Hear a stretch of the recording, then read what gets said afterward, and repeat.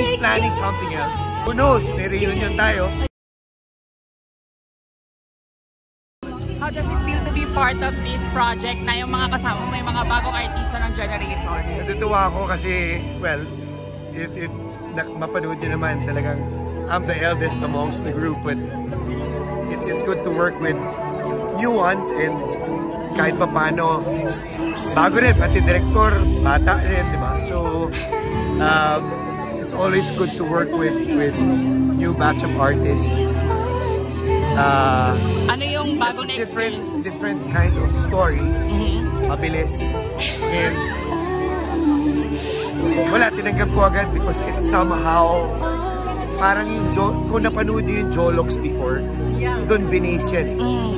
So, kumbaga sa mga old, yung mga part ng Jologs, ako yung kinuha nila. So, I was thankful for this actually.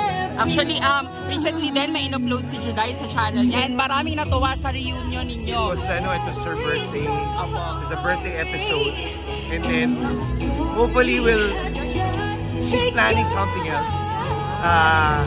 Not too soon, pero sabi niya, we'll all meet up. Pero, just another thank you for the people who watch now. Thank you so much. Who knows? May reunion tayo. Thank you so much. Thank you so much also for the support.